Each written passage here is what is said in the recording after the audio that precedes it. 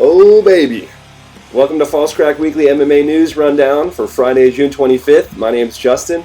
I'm a part-time MMA reporter for FalseCrack. We're based out of Kona on the Big Island in Hawaii. I was a comic out here for a couple years before COVID hit, and now I'm trying my hand at podcasting. Anybody who knows me personally out here knows I'm a massive UFC fan. I have been since about 2001 or so, and I'm finally making a run here at this broadcasting thing. If you guys are getting anything out of this, please make sure to like and subscribe. Smash those buttons for me. I know everybody always says that, but your support really does make a huge difference here, especially in the beginning. You know, I get very excited every time I get even a single new subscription. So thanks to you, of those of you who have jumped on board early. I got the idea to start this channel a couple years ago with a buddy of mine, Micah, and as things start progressing here, you're going to see more and more of him. But basically, our idea is to launch this weekly news video show, and we're going to travel around to UFC events, pay-per-views, now that things are starting to open back up. And hopefully we get some really fun and silly content along with some, serious interviews. And we're going to be starting here at UFC 264 in Las Vegas. I'll be getting there July 6th for Fight Week. I'm very excited. I've been spending this whole week emailing managers and fighters and journalists. And we've been noticing that it's kind of a tough egg to crack. This thing, but I remain very committed, and thank you to all those of you who have offered positive words of encouragement and support. Those go a long way, so thank you guys very much. Let's get into the news this week. At number 5, the return of the last emperor. Bellator announces that Fedor Emelianenko, who is 39-6, his return bout on October 23rd in Moscow, opponent yet to be determined. We haven't seen Fedor since December 2019 when he fought and defeated what seemed to be a very poorly conditioned Quentin Rampage Jackson by TKO inside the first. Now, it's anyone's guess who the last emperor might face, but the current Bellator heavyweight roster doesn't leave much to the imagination. He could try to run either of his two more recent losses back against either Ryan Bader or Matt Mitrone, but I wouldn't be surprised if they might throw Fedor a bone here, maybe give him a can, or maybe Bellator will pick up some of the UFC's outgoing talent a la Junior Dos Santos for his last walk to the cage. Only time will tell.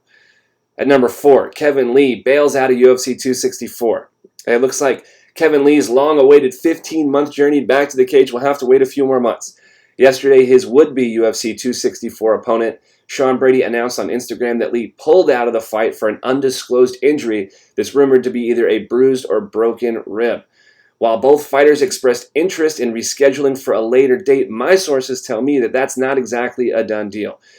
In an interview May 31st with Helen Yee, Lee said, "Yeah, I'll keep it real. I'm coming off 2 knee surgeries after that Oliveira fight, 2 major ACL surgeries. So it ain't just like I tore my meniscus or something like that. I had to relearn how to walk, how to be an athlete again. So coming back, I wanted an easy fight." Now, the point being here is that Lee is remaining opportunistic when it comes to his next opponent, and I wouldn't be surprised if a bigger name ends up jumping the line so the Motown Phenom can get back in the win column. Hopefully the MMA gods will not sacrifice anybody else off this card. I'm very, very excited to be in attendance. Yeah, let's just keep the rest of the card intact. Everybody train safely out there. Number 3. HBO is set to premiere its documentary on Joanna Jędrzejczyk titled Invincible on June 24th. Invincible is a feature film documentary about Joanna Jędrzejczyk, a former MMA world champion.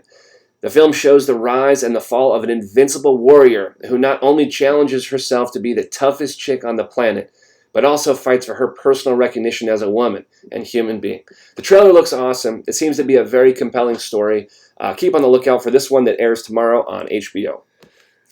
Coming in at number 2, Justin Jaynes claims to put his entire fight purse on the line.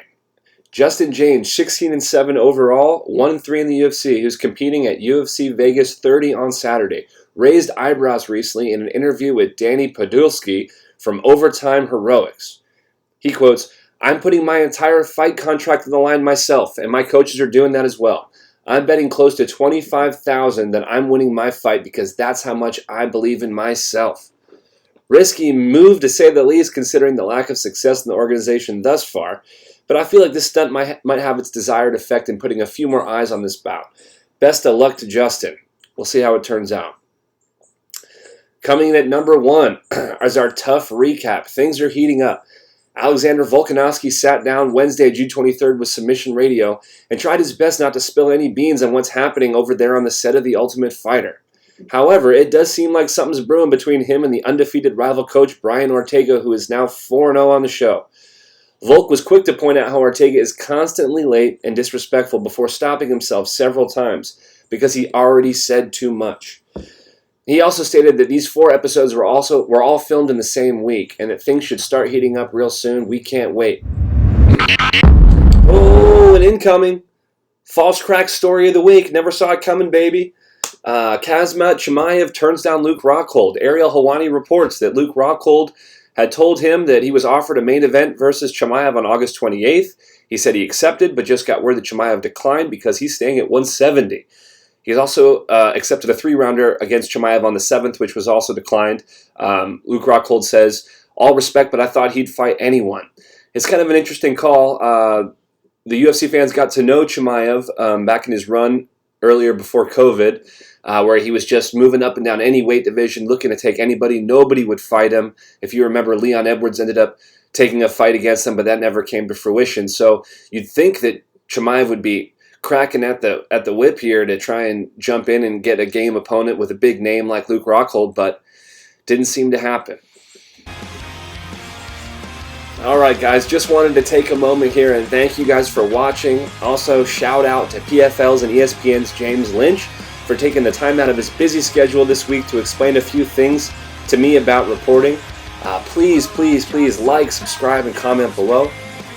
Also, if anyone out there is going to be in Vegas for UFC 264, hit me up. Maybe we can collaborate on something if you're out there reporting as well. I'll see you guys at the fights, and as always, watch your back out there.